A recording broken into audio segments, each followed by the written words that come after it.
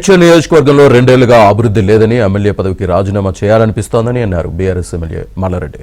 నగరంలోని చెత్తను జవహర్ నగర్ డంపింగ్ యార్డుకు తరలిస్తున్నారని అన్నారు. కానీ జవహర్ నగర్ కు ఎలాంటి నిధులు ఇవ్వడం లేదన్నారు.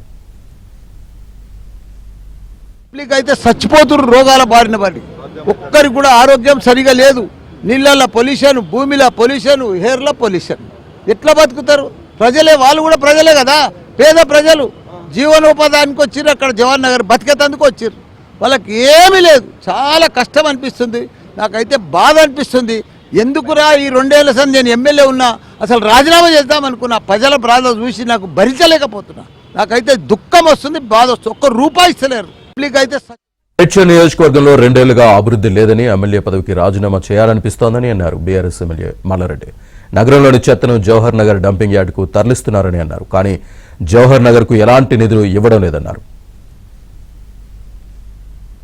అయితే చచ్చిపోతున్నారు రోగాల బారిన పడి, ఒక్కరికి కూడా ఆరోగ్యం సరిగా లేదు. నీళ్ళ పొల్యూషన్, భూమిలో పొల్యూషన్, హెయిర్లో పొల్యూషన్. ఎట్లా బతుకుతారు ప్రజలే? వాళ్ళు కూడా ప్రజలే కదా, పేద ప్రజలు. జీవనోపాధానికి వచ్చారు, అక్కడ జవహర్ నగర్ బతికేతందుకు వచ్చారు.